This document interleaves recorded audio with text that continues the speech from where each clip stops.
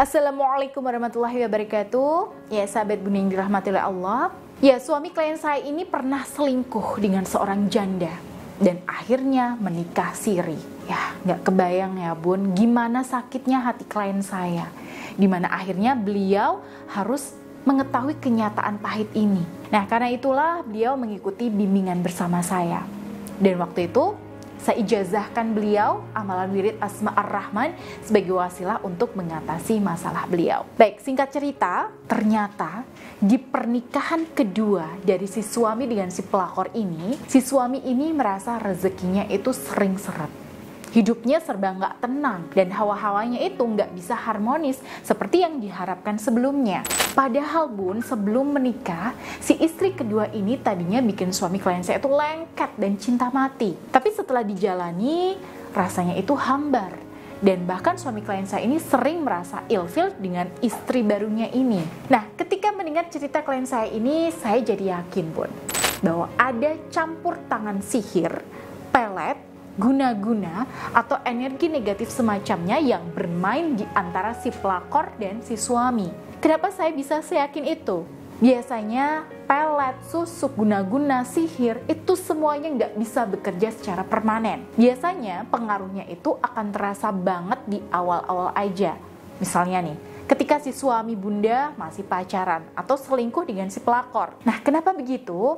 Ya, yang namanya saja energi setan ya Bun. Yang namanya setan itu pasti selalu mengajak kepada kemaksiatan. Jadi ketika suami dan pelakor ini menikah, energi aura negatif tadi berbalik menyerang mereka.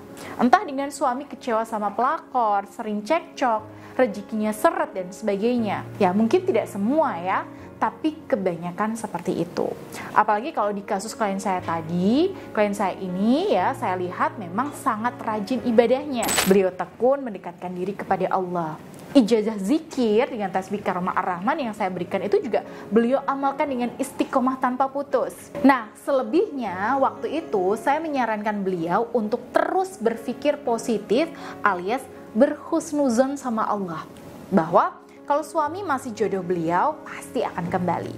Dan saat ini, suaminya mulai tidak betah sama si pelakor. Nah, mungkin ini bisa jadi tanda-tanda bahwa hajat beliau sedang dikabulkan oleh Allah ya. Nah, tapi masalahnya adalah ketika si suami ini ingin putus dari si pelakor, dia masih merasa ketakutan. Ya mungkin karena si pelakor ini punya watak yang dominan ya. Karena itu saya anjurkan pada klien saya, selain mengistiqomahkan zikir dengan tasbih Karomah Ar-Rahman, klien saya juga perlu menghadiahkan bacaan Al-Fatihah. Yang pertama, pastinya untuk junjungan kita Rasulullah SAW, para sahabat dan keluarganya. Nah, kemudian yang kedua, untuk beliau pribadi, ya sebagai langkah pembersihan aura dan perlindungan. Dan yang ketiga, dikhususkan untuk suami beliau, bin ayah suami beliau. Nah, setelah itu baca A'udzu bikalimatillahi tammati min syarri ma khalaq. Nah, sebanyak 7 kali dan beliau niatkan untuk melindungi diri beliau dan suami beliau dari kejahatan makhluk, terutama dari pengaruh energi negatif si pelakor tadi. Baik, kita doakan ya Bun, semoga masa beliau ini segera selesai dan kembali harmonis seperti dulu lagi. Amin. Baik, buat sahabat Bunda yang mungkin punya pengalaman serupa dengan klien saya dan butuh bimbingan profesional, silakan Bunda bisa menghubungi saya di nomor yang ada di sini untuk mendaftar. Baik, saya Bunda Ayu pamit. Wassalamualaikum warahmatullahi wabarakatuh.